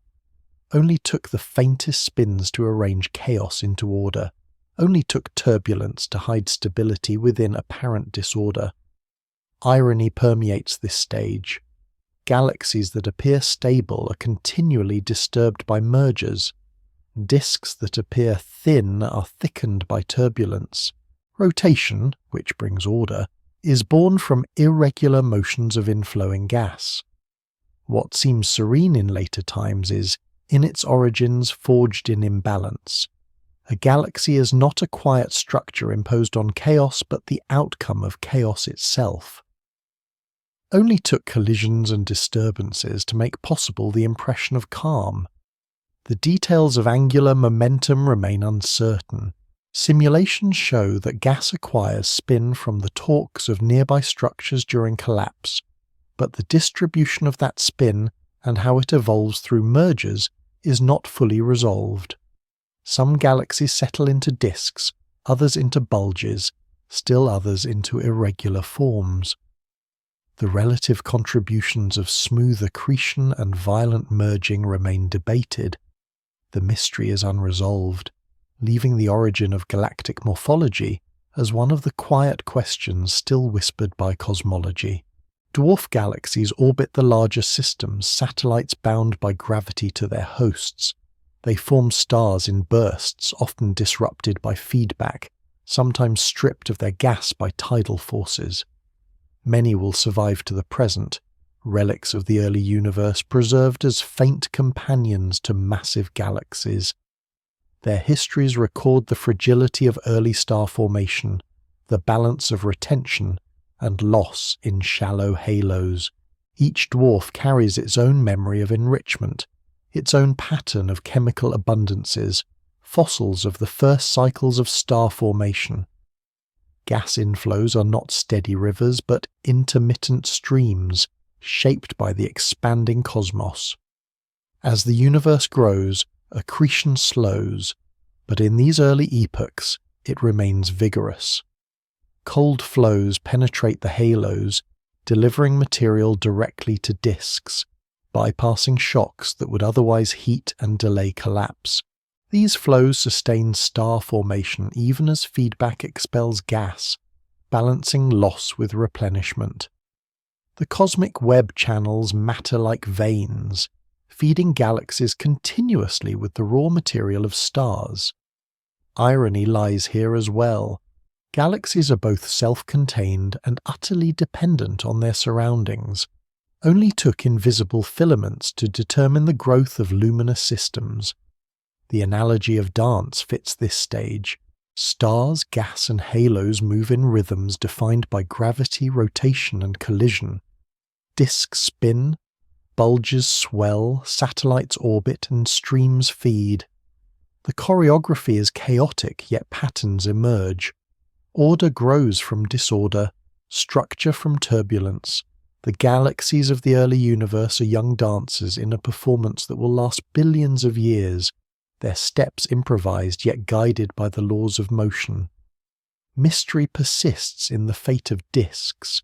Observations of high redshift galaxies reveal clumpy, turbulent structures rather than thin, ordered spirals. Were early disks thick and unstable, collapsing later into more refined forms? Did mergers dominate so strongly that true disks were rare? The answer is incomplete. The galaxies observed in deep fields hint at both disks and irregulars, suggesting diversity from the beginning. The uncertainty remains, another quiet gap in the history of morphology. Irony deepens with timescales. Gas inflows proceed for hundreds of millions of years, but individual massive stars live only a few million. The galaxies grow slowly while their stars burn and vanish quickly. Continuity rests on impermanence. Stability arises from transience. Only took countless short-lived stars to sustain the long-lived growth of galaxies. Star formation within disks and bulges proceeds in bursts. Massive stars enrich the gas. Lower mass stars persist for billions of years. The mixture of lifetimes ensures both continuity and change. Chemical enrichment spreads steadily, metallicity rising as each generation contributes its ashes. The cosmos, once chemically simple, becomes increasingly complex, each galaxy a laboratory of nucleosynthesis, each star a crucible. Satellites contribute to enrichment as well, their stars stripped during encounters, their gas accreted into larger systems. Dwarf galaxies dissolve into streams of stars, faint arcs across halos that persist long after the dwarfs themselves are gone. These streams, though invisible now, leave signatures in the structures of modern galaxies. The early universe is already seeding the features that will be visible billions of years later. The irony of dwarfs is quiet but striking. Small galaxies, fragile and faint, contribute disproportionately to enrichment. Their shallow wells are easily disrupted, but their stars scatter widely, seeding larger systems with chemical memory. What is lost at small scales persists at large scales. Destruction becomes preservation, absence becomes contribution. Only took the collapse of dwarfs to create the enrichment of giants. The universe, now approaching 1 billion years of age, holds thousands of galaxies, faint and irregular, scattered across the web. Their light is dim, but it grows in number and intensity, gradually overcoming the hydrogen fog. The patchwork of ionized bubbles expands, driven by the radiation of stars and early black holes. Darkness remains, but it is increasingly punctured, increasingly fragile. The galaxies continue to merge, accrete, and grow. Fragile yet persistent, chaotic yet ordered. Galaxies become the enduring structures of the cosmos, their stars living far longer than the brief flashes of population 3. They endure across billions of years, growing through mergers and accretion shaped by rotation and turbulence. Their forms are irregular, but their presence is stable. The cosmos is no longer only gas and halos, but luminous systems that will survive into the present day. The fog is lifting, not suddenly, but gradually, unevenly across the web. Light spreads, carried by galaxies built from fragments, shaped by collisions, sustained by flows. Amid the growing assembly of galaxies, another presence stirs in silence. Within the densest regions of halos, where massive stars collapsed at the end of their short lives, black holes remain. Some are small, tens or hundreds of solar masses, formed directly from the collapse of population 3 stars. Others may be larger, created through runaway processes in dense clusters, or through direct collapse of gas in halos where cooling faltered. These black holes, seeds of darkness, begin to grow, accreting gas and merging with one another. Though invisible on their own, the matter they consume radiates energy as it heats on the way inward, lighting their surroundings in ways that rival entire galaxies. The first active galactic nuclei awaken, faint at first, then luminous, shaping the environment around them. The growth of these seeds depends on a delicate balance. Gas falls inward, drawn by gravity, yet feedback pushes outward, heating and expelling material.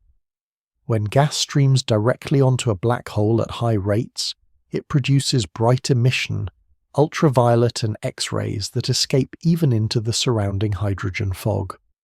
When gas is scarce or feedback dominates, the black hole remains quiet, hidden in its host.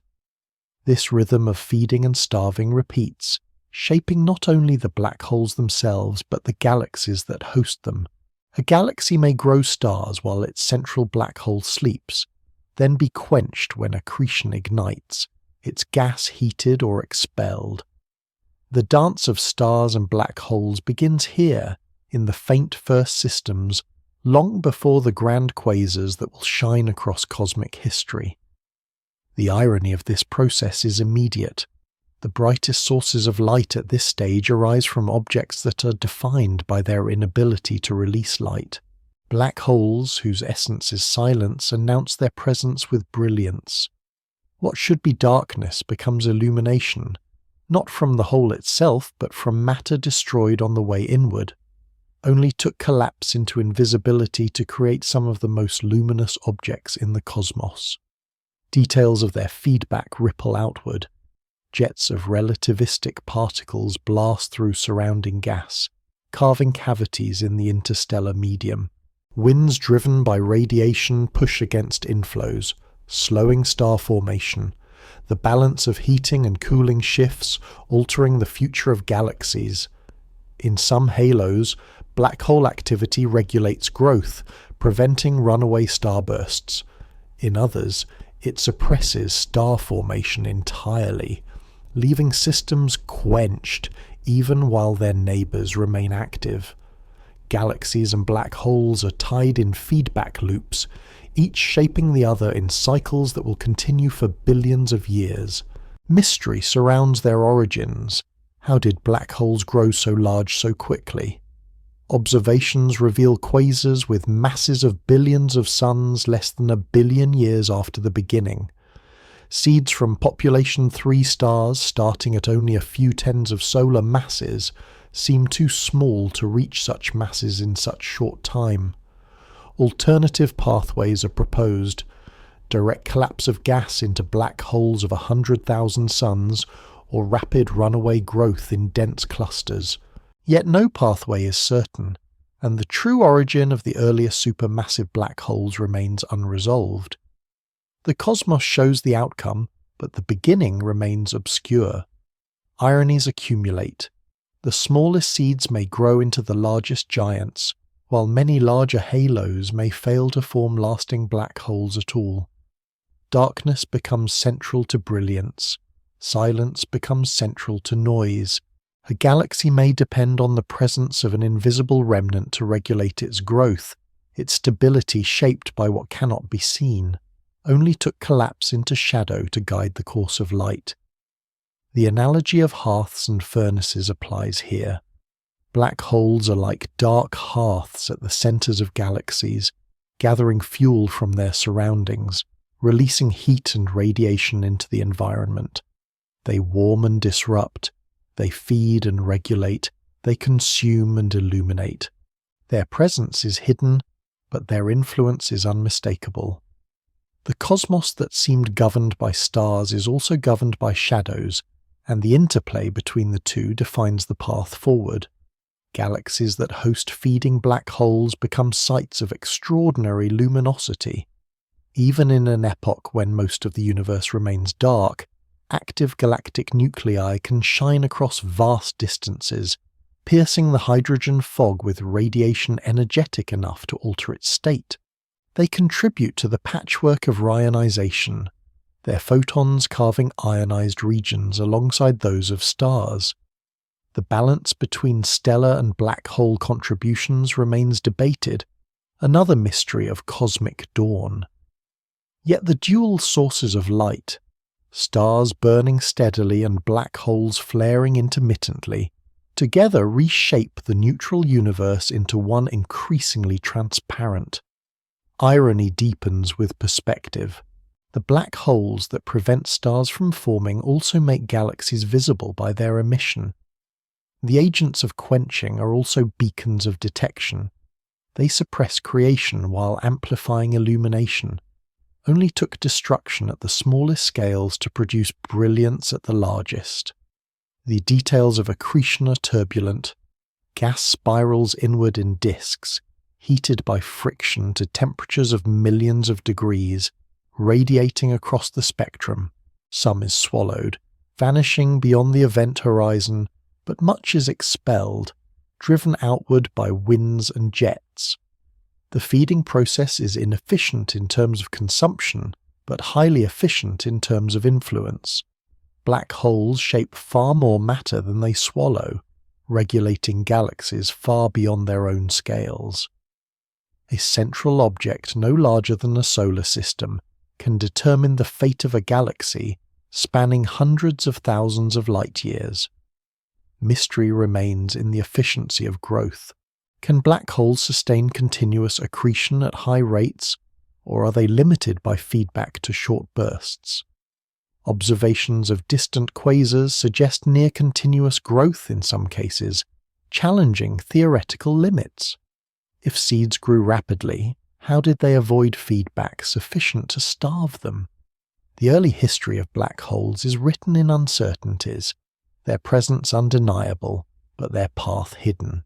The universe, now approaching 1 billion years of age, contains both galaxies and active black holes, stars and shadows, steady light and intermittent brilliance. Together they shape the intergalactic medium, driving reionization forward. Ionized bubbles expand not only from stellar clusters, but from active nuclei, overlapping into larger regions of transparency. The hydrogen fog begins to thin more decisively, though it remains uneven, with large neutral regions persisting. The dawn is patchy, spreading across the cosmic web in fits and starts, shaped by the interplay of stars and black holes. Irony closes this stage.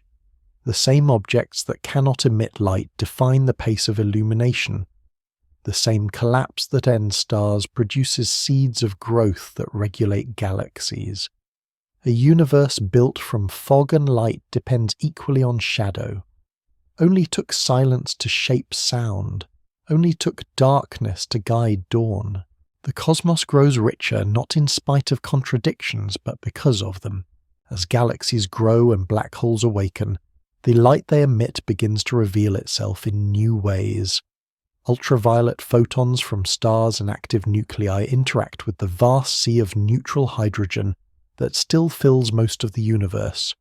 Each photon travelling outward encounters atoms along its path, scattering and absorbing in the resonant Lyman alpha line of hydrogen. This scattering does not erase the light but diffuses it, producing extended halos of faint glow around galaxies. The cosmos, though still dark in many places, now carries a mist of Lyman alpha emission, a fog of scattered light that clings to its sources. These halos extend far beyond the galaxies themselves, overlapping with the surrounding medium, softening their edges, and marking their presence in a landscape that is still mostly opaque. The process is both subtle and profound. A single ultraviolet photon, resonant with the hydrogen atom, may scatter thousands of times before escaping into the expanding void. Each scattering changes its path but not its energy, delaying its escape, smearing it across distances, embedding it in the hydrogen fog. The result is a faint extended glow that stretches around galaxies like an aura, invisible to the naked eye but real across cosmological scales. This Lyman alpha haze marks the boundary between light and darkness, between ionized bubbles and neutral fog, between the revealed and the concealed. Only took the most basic transition of hydrogen to define the visibility of the first galaxies. Irony lies in the fact that the very line that reveals galaxies also conceals them. Lyman alpha photons are easily scattered, making galaxies appear more extended and more diffuse than they are. Their light is spread thin, hiding structure even as it makes their presence known. The same process that illuminates also blurs, only took one transition to both mark and mask. The detail of damping wings enters here. In regions where the neutral hydrogen density is high, the scattering extends beyond the central resonance, creating broad absorption features in the spectrum. These damping wings obscure the profiles of galaxies, stretching into wavelengths far from the line center. To later observers, these features become clues to the state of the intergalactic medium. The thickness of the fog, the fraction of neutral hydrogen, the pace of reionization, all can be read from the shapes of Lyman alpha lines. What obscures becomes a diagnostic, concealment becomes information. Mystery surrounds the escape fraction. How many photons emitted by stars and black holes actually escape their galaxies into the wider medium, and how many are trapped, absorbed, or reprocessed? The value of this fraction determines the speed of reionization, yet it depends on the structure of galaxies, the porosity of their interstellar medium, and the turbulence of their gas. Observations suggest variability. Some galaxies leak photons freely, others retain them. The uncertainty remains one of the central questions of cosmic dawn, a quiet gap in knowledge that shapes the history of light. Irony returns in scale. Galaxies may be small and faint, yet their photons scatter across distances far larger than the galaxies themselves. A system only a few thousand light-years across may produce a Lyman alpha halo extending tens of thousands. What is small becomes large through scattering. What is local becomes extended. What is individual becomes communal. Only took the fog to make galaxies appear larger than they are. The analogy of lanterns in mist captures this era. Galaxies like small lanterns, their light diffused by fog into wide halos that extend far beyond the flame. The lantern itself is hidden, blurred by scattering, but the glow spreads, marking its presence. The cosmic web becomes dotted with these lantern glows, faint patches of diffused light scattered across the darkness. They do not illuminate in sharp beams but in blurred halos, painting the hydrogen fog with soft outlines. The detail of resonance scattering also introduces anisotropy. Photons escape more easily along paths of lower density, producing irregular halos, elongated and shaped by flows of gas. Outflows from supernovae and black holes carve channels through which photons escape more efficiently, producing directional visibility. Galaxies do not shine equally in all directions. Their light is sculpted by their environments, by turbulence and feedback, by inflows and outflows. The Lyman alpha haze is not uniform but patchy, its shape reflecting both structure and randomness. Mystery persists in how much of this light can be detected across cosmic distances. Telescopes today capture glimpses of Lyman alpha emitters, faint galaxies at the edge of observability, their halos revealed in narrow spectral lines. Yet many may remain hidden, their light too diffuse or too absorbed. The census of early galaxies remains incomplete, limited by the same scattering that makes them visible. The irony is stark. The signal that defines their presence also ensures that many are concealed. Irony deepens further. Lyman alpha photons are among the most common emissions in the cosmos, yet they are also among the hardest to interpret. Their abundance makes them pervasive, but their scattering makes them ambiguous. They both reveal and confuse, both illuminate and obscure. Only took the simplest atom, hydrogen, to produce one of the most complex windows into the early universe. The hydrogen fog remains dominant, but it is no longer featureless.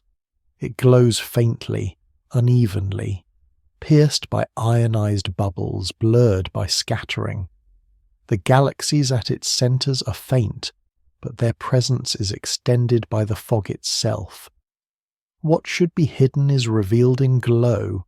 What should be sharp is blurred into softness. The interplay of light and hydrogen defines the era, making visibility conditional and incomplete. The cosmos, now nearly 1 billion years old, carries within it both darkness and visibility, both concealment and revelation. Galaxies shine but are blurred. Photons escape but are scattered. Bubbles grow but remain incomplete.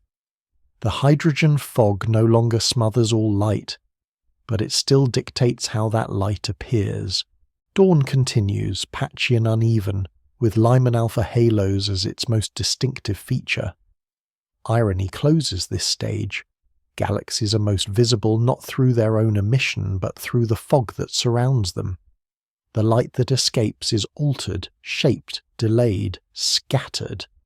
What we see of the first galaxies is not what they are, but what the fog makes of them. Only took darkness itself to define the image of light. The hydrogen fog is no longer absolute. Around galaxies and active nuclei, ionized bubbles expand, regions where ultraviolet radiation has stripped electrons from atoms and turned neutral gas into plasma once again. These bubbles grow slowly, at first small and isolated, each tied to its host.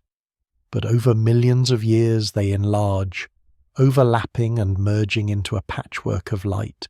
The cosmos, still dominated by darkness, is now mottled with islands of transparency, glowing interiors surrounded by opaque seas. This stage, known as pachyrionization, defines the transition from a neutral universe to one that is again ionized and clear. The process is gradual, uneven, and incomplete, spreading in fits and starts across the cosmic web. The detail of overlap is central.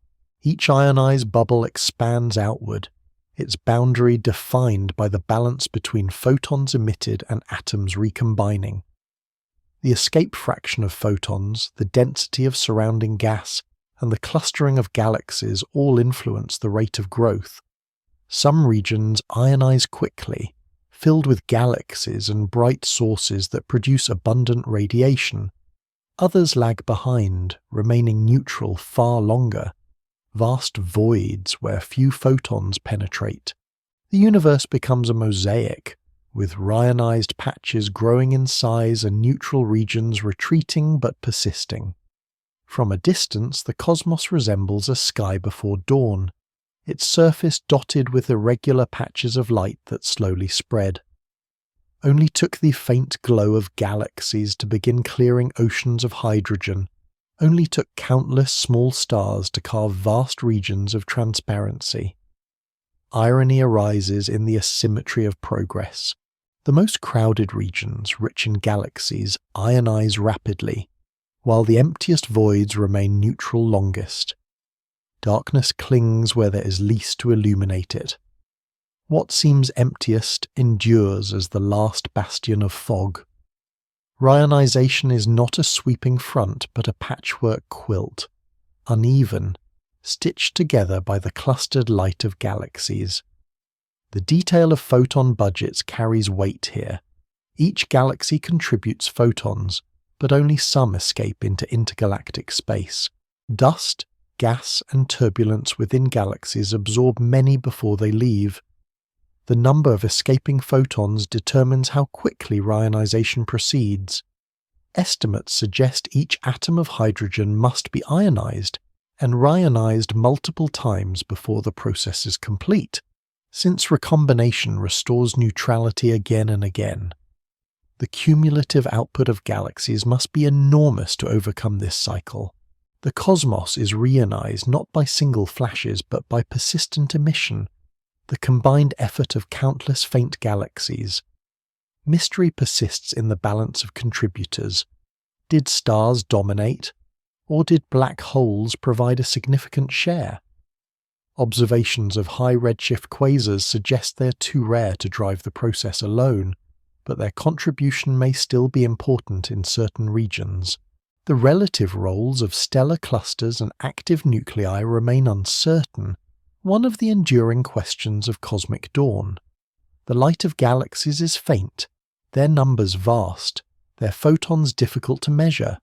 The quiet question remains: which sources truly ended the Dark Ages?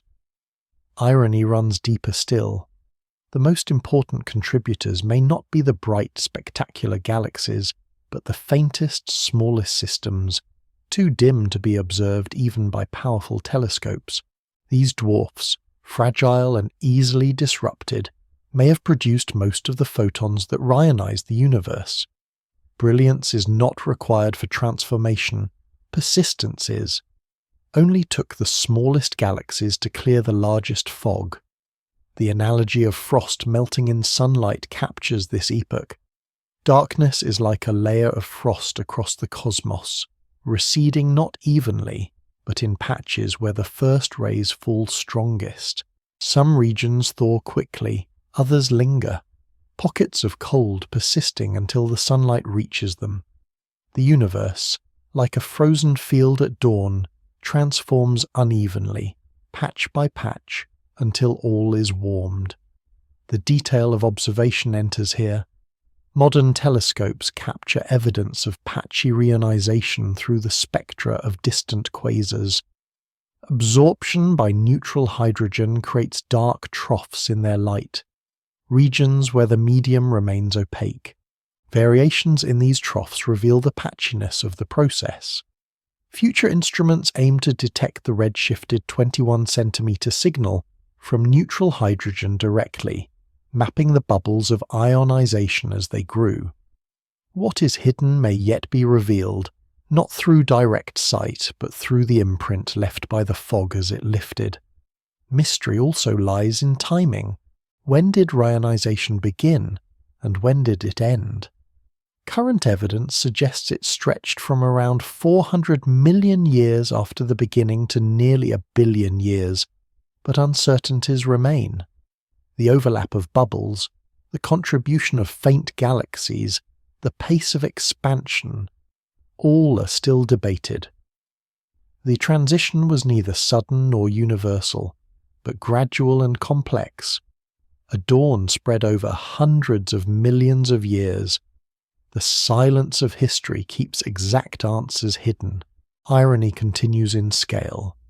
What appears to observers as a single epoch is, in reality, a long unfolding, a process lasting nearly half the age of the universe at that time. To galaxies and stars it was generations upon generations, countless births and deaths, each contributing photons to the gradual clearing. Only took hundreds of millions of years to end a silence that lasted hundreds of millions. As reionization proceeds, the visibility of galaxies increases. The fog that once scattered and absorbed their light thins, allowing more photons to escape. Galaxies that were once hidden become visible across cosmic distances, their light no longer smothered. Yet visibility does not mean uniformity. Even in rionized regions, fluctuations in density shape the transparency of space. The cosmos becomes clear on average, but patchy in detail. The irony of revelation concludes this stage. Rionization makes galaxies visible to distant observers, but it also erases the record of what came before. Once hydrogen is ionized, its absorption features vanish, leaving fewer clues to the earlier state of the medium. The same process that reveals galaxies conceals their context. Only took the lifting of fog to obscure the memory of darkness. The universe, nearing 1 billion years of age, is no longer shrouded in uniform opacity. Ionized bubbles overlap, galaxies shine more clearly, black holes flare through their hosts, and the fog recedes. Yet darkness lingers in pockets, voids that resist, regions that remind the cosmos of its earlier silence. Reionization is not finished, but it is well underway, a patchwork dawn spreading across the web, bringing the universe into a new state of visibility. The universe approaches the final stages of its long dawn. Ionized bubbles that once spread in isolation now merge into vast networks, their boundaries overlapping until only faint remnants of neutral hydrogen remain. The fog that once defined the cosmos is pierced more completely by starlight and radiation from black holes, its opacity diminished to thin traces. Where once light struggled to escape, it now travels more freely, crossing distances without constant scattering. The last shadows of neutrality are confined to pockets of high density, regions where recombination continues more rapidly, but these are rare and shrinking. The dark ages, though long, are nearly gone. The detail of this completion lies in the overlap of ionized regions. Early in reionization, bubbles expand like circles in a pond, each tied to its source. As galaxies multiply and clusters grow, these circles touch and merge, forming networks that span billions of light years. At last, the networks overlap across the cosmic web, and the medium becomes largely transparent. Hydrogen, once the source of obscurity, is now fully ionized, and light from galaxies can travel unimpeded. Only took the cooperation of countless faint stars to clear the largest fog ever known. Irony persists in the asymmetry of timing. The regions richest in galaxies clear earliest, while the emptiest voids remain neutral longest. The last shadows are not where activity is greatest, but where it is least. Dark corners of the universe that resist illumination simply because there is nothing near to light them. What seems most empty remains most obscure. The paradox is that emptiness itself becomes a form of concealment. The detail of recombination complicates this ending. Even as hydrogen becomes ionized, electrons and protons continually find one another again. To maintain ionization requires a constant supply of photons. The cosmos, though largely transparent, must be held transparent by the steady output of galaxies. Without continuous radiation, neutrality would return. The clarity of the universe is not a permanent state, but a balance maintained by ongoing creation. Only took the persistent glow of galaxies to keep the fog from forming again. Mystery endures in the exact timing. Did the last shadows lift around 800 million years after the beginning, or closer to 1 billion? Observations of distant quasars show both ionized and neutral regions at similar times, suggesting the transition was not uniform. Some lines of sight show clear space, others thick absorption. The history of rionization is not a single event but a complex geography of overlapping states. The precise moment when the last shadow lifted remains unknown, one of the quiet gaps in cosmology. Irony deepens when considering what is lost. Once rionization ends, neutral hydrogen becomes scarce, and with it the ability to observe the dark ages directly. The 21 centimeter signal fades, Lyman alpha absorption becomes weaker, and the signatures of the earlier state are erased. The process that reveals galaxies also conceals the record of their context. In becoming clear, the universe hides its own past. Only took transparency to make history harder to read. The analogy of fog lifting in a valley applies here. At first the mist thins patch by patch, with trees and hills emerging. Later, as the sun rises higher, the fog dissipates entirely, leaving the landscape fully visible. But in the absence of fog, one can no longer study its shape or thickness. The same light that clears also erases. The cosmos too becomes fully visible, but its earlier character vanishes into memory. The detail of observation captures this paradox. Quasars at high redshift show long troughs of absorption, evidence of lingering neutral gas. At slightly lower redshifts, the troughs shorten, then vanish, replaced by spectra that pass freely. Observers measure the timeline of reionization not by what is seen, but by what is missing, by the absence of absorption in quasar light. What cannot be seen defines what has changed. Mystery also lies in the contribution of faint galaxies. Observations suggest that the brightest galaxies alone could not have provided enough photons to complete reionization. The missing contribution may come from dwarfs too faint to observe, their photons escaping into intergalactic space in numbers sufficient to tip the balance. If so, the greatest transformation in the cosmos was achieved not by the spectacular, but by the invisible. The faintest systems, fragile and easily disrupted, may have been decisive. Irony rests in the contrast between scales. The largest transformation of the cosmos, its shift from opaque to transparent, was driven by the smallest sources. The most enduring clarity came from what was least visible. Brilliance is not required for transformation, persistence is. Only took fragile dwarfs to dissolve a fog that filled the universe. As rionization ends, the universe becomes familiar in form. Galaxies shine against a transparent background, their light no longer muffled.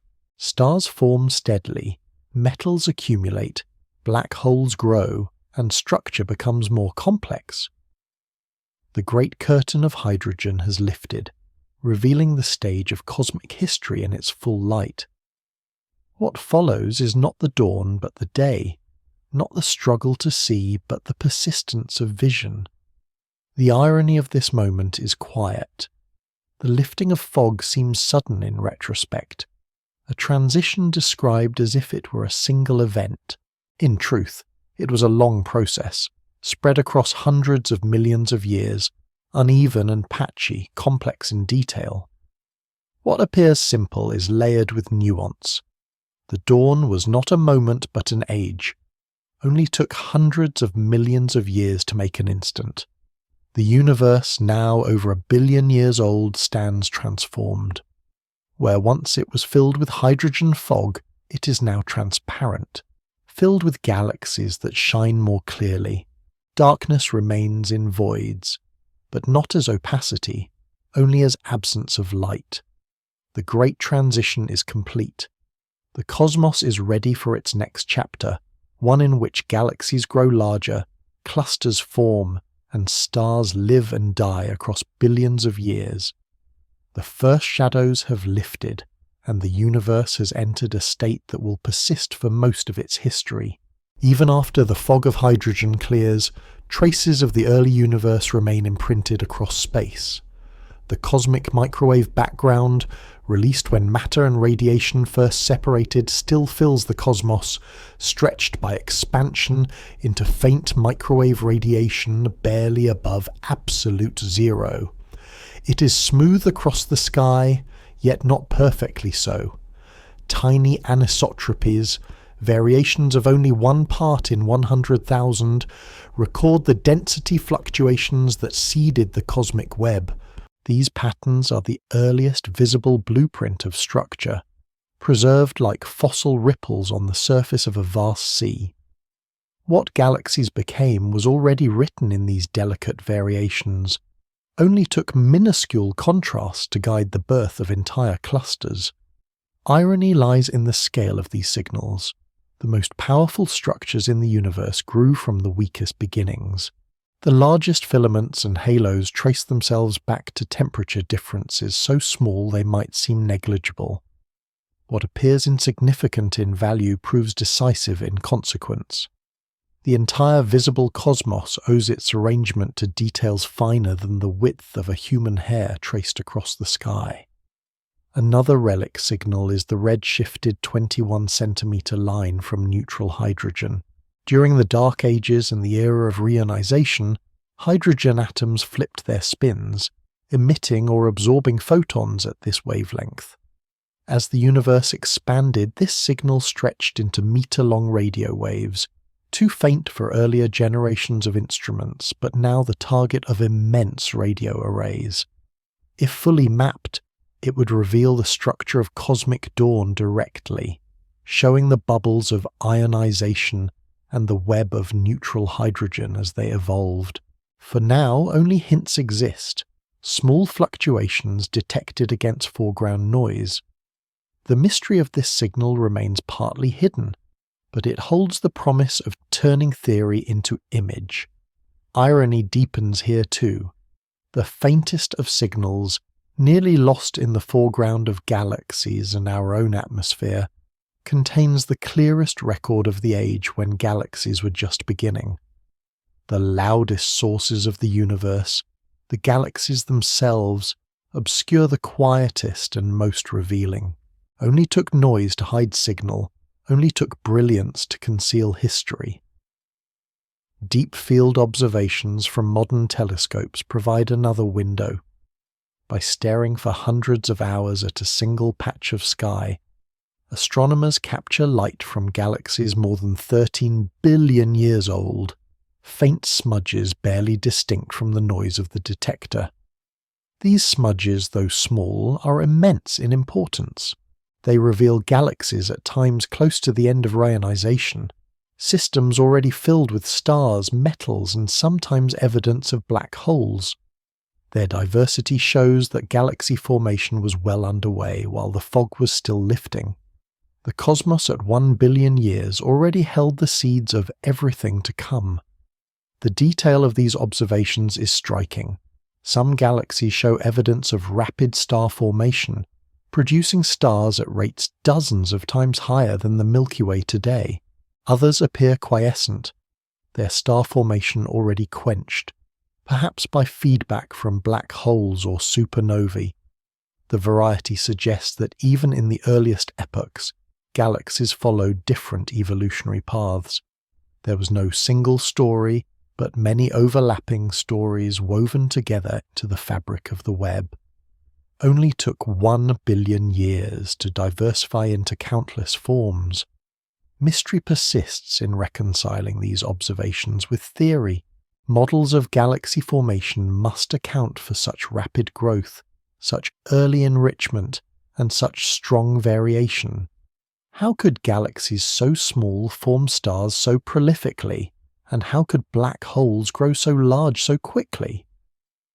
The questions remain unsettled, and each new observation adds both answers and complications. The early universe is not a simple picture but a tapestry, filled with threads both clear and obscured. Irony follows again in perspective.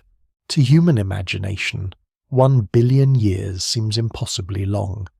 To the cosmos, it is a beginning. The galaxies observed at that time are not ancient but newborn, their shapes still forming, their light only the opening chapters of a longer story. What is described as the earliest universe is, to the universe itself, only a first step. Only took billions of years to reach what we call the start. The analogy of an archive suits this stage. The cosmos holds its history in multiple records. The anisotropies of the microwave background, the fluctuations of the 21-centimeter line, the faint light of distant galaxies, the chemical abundances of ancient stars. Each record is partial, incomplete, fragile, but together they provide a layered memory. Like an archive of faded manuscripts, the universe preserves its past not in a single text but in fragments, scattered across wavelengths and structures. The work of cosmology is to read these fragments without assuming the missing pieces. Irony resides in what is irretrievable. Much of the earliest light is forever lost, scattered or absorbed by hydrogen before ionization ended. The first stars themselves, population 3 giants, have vanished entirely, leaving no direct photons behind. Their existence is known only through indirect evidence, through enrichment in later stars, through theory and simulation. The brightest lights left no trace, while the faint background remains. Only took brilliance to vanish, only took faintness to endure. Mystery remains in abundance. The number of faint galaxies, the distribution of their masses, and the fraction of photons they emitted into intergalactic space are still uncertain. Telescopes glimpse only the brightest, leaving the population of dwarfs largely invisible.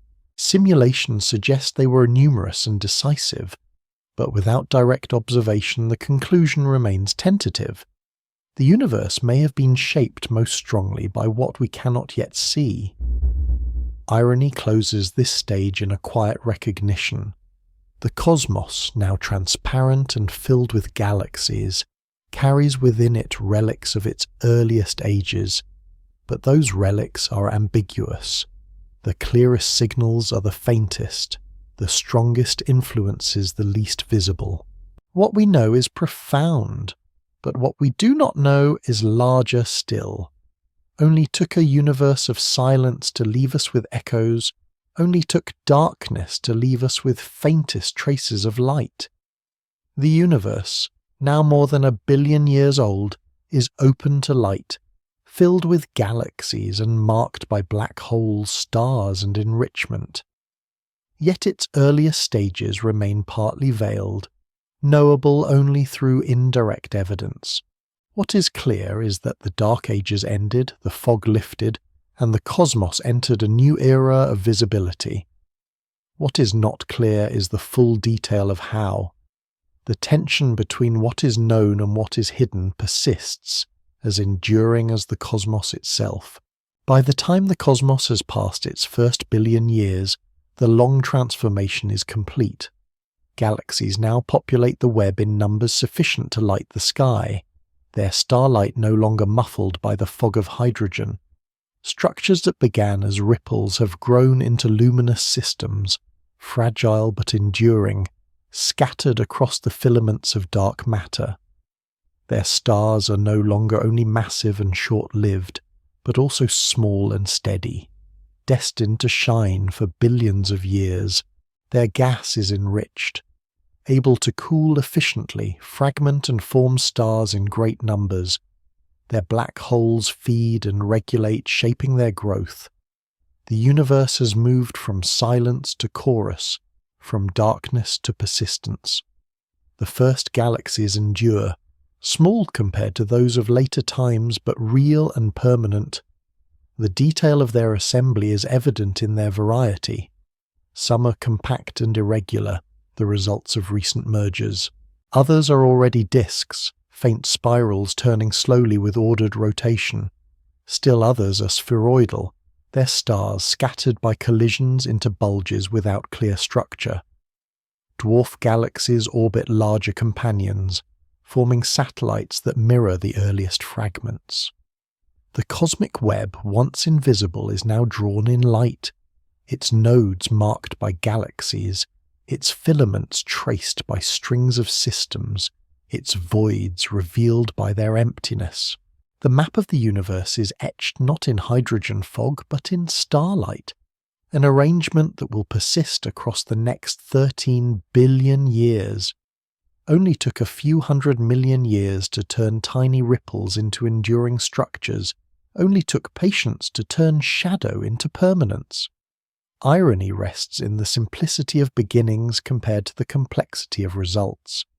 The universe began with hydrogen and helium, almost uniform, with dark matter as its silent scaffold. From such simplicity arose galaxies with billions of stars, enriched with heavy elements, diverse in form and behavior. Complexity is built from plainness, variety from uniformity. The first galaxies, though small, already carry this irony within them. They're both ordinary and extraordinary, inevitable products of physics and yet unique in their individuality. Only took monotony to create diversity. The detail of stellar populations shows the progress. The earliest population 3 stars are gone, their brilliance extinguished, their metals dispersed. Population 2 stars dominate, filling galaxies with light that is steadier and more enduring. Among them are small stars that will outlive even the current age of the cosmos, carrying chemical signatures of their origin into the far future. Galaxies now hold both transience and permanence, brief massive stars and long-lived dwarfs, together forming a mixture that sustains light across vast spans of time. The cosmos is not only lit but sustained in light. Mystery remains in the fates of the first systems. How many of the earliest galaxies survived intact, and how many were absorbed into larger structures? Observations of the most ancient dwarfs near the Milky Way suggest that some relics persist, fossils of the first assemblies. Others have long since dissolved, their stars scattered into halos of larger galaxies. The balance between preservation and assimilation is uncertain, but the outcome is clear. The modern universe is built from the fragments of the first. Only took destruction to create larger wholes, only took loss to preserve memory. Irony grows in the role of dark matter. It shapes every galaxy, defining its halo, its growth, its retention of gas. Yet it remains invisible, unknown in essence. What we see of galaxies is only their luminous skin, while their mass lies in silence. The galaxies that mark the cosmos endure within shadows, visible only because of what cannot be seen.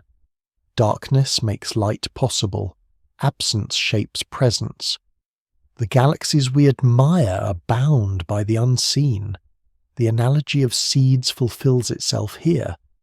The universe was once a fog nearly uniform with only faint irregularities. Within that fog were seeds, density fluctuations too slight to notice without instruments.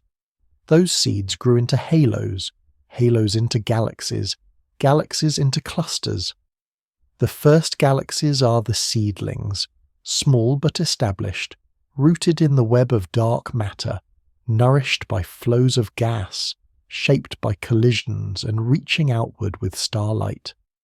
The forest of the cosmos begins here, in seedlings that never fully vanish, but grow into the grand systems of later ages. Mystery continues in the role of feedback. Galaxies grow, but not without regulation. Supernovae expel gas, black holes heat their surroundings, winds and jets limit star formation. How these processes balanced growth remains only partly understood.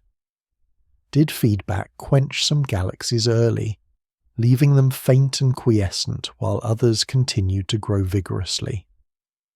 Observations of galaxies in the first billion years suggest both. The diversity of outcomes reflects the complexity of processes, unresolved and intricate. Only took disruption to prevent excess, only took regulation to permit endurance. Irony endures in the fragility of what has survived. Galaxies seem permanent, but their stars will die.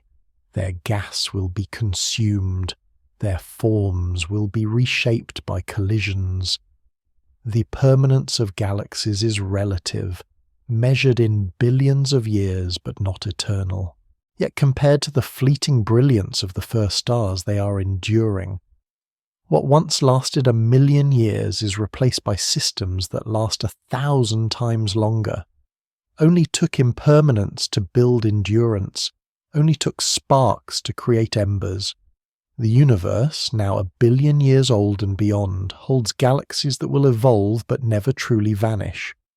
Their descendants are the spirals and ellipticals seen today, grown larger, richer, and more structured, but continuous with the first. Every modern galaxy carries within it the memory of these beginnings, the trace of the first stars, the enrichment of the first explosions, the seeds of the first black holes. The story of galaxies is not one of replacement, but of continuity, of growth layered upon growth, of memory preserved in light and chemistry. Irony closes this stage with quiet recognition. What seemed like the end of darkness is only the beginning of history. The lifting of the hydrogen fog, the formation of the first galaxies, the end of the dark ages, all of these are prologue. The universe has entered its day, but the day is long, and it will hold its own mysteries and transformations. What seems like completion is foundation. Only took the first galaxies to show that the cosmos was just beginning. The cosmos now glows across its web, filled with galaxies, each carrying its own stars, its own metals, its own shadows. Darkness still exists, but no longer as fog. It exists now as voids between galaxies, as the invisible halos of dark matter, as the horizons of black holes. Light has found its place, and with it, continuity. The first galaxies endure, their faint glow stretched across billions of years, their light reaching us even now. They are the bridge between silence and history, the link between the dark ages and the universe we know. The universe rests in its new clarity. The fog has lifted, galaxies shine, and the first great transitions are complete. Darkness no longer hides matter, though silence still fills the void between stars. Light travels freely now, not in bursts or scattered halos, but in unbroken streams across space. The cosmos, once opaque and unseen, lies open, steady, and transparent. What began as ripples in plasma has become a network of galaxies, fragile but enduring, scattered like quiet lanterns across the endless night. Time slows in its rhythm. Stars live not for millions but for billions of years, carrying light across vast expanses. Black holes deepen their roots at galactic centers, shaping but not shattering the systems around them. Gas continues to fall, stars continue to form, but the pace has lengthened, the urgency eased. The universe moves from its restless beginnings into a slower unfolding, one that will stretch across nearly all of cosmic history. The Dark Ages have ended, but stillness remains, not as silence, but as continuity. The great curtain of hydrogen is gone, yet its memory lingers in the faintest signals, in the afterglow of the microwave background, in the whispers of the 21-centimeter line, in the chemistry of the oldest stars. These are the quiet remnants of an era that will never return, traces preserved in subtle forms. They are enough to remind the universe of what it was, even as it moves into what it will be. The galaxies, small and dim compared to those of later epochs, hold within them the entire promise of the future. No conclusion is required. The cosmos does not close its chapters, but allows them to drift, one into another without finality. The first galaxies endure, their light stretched across billions of years, arriving even now in the quiet of the present. Their glow is soft, their memory gentle, their presence unbroken. The universe settles into its long day, carrying silence within light, carrying stillness within motion, carrying permanence within change.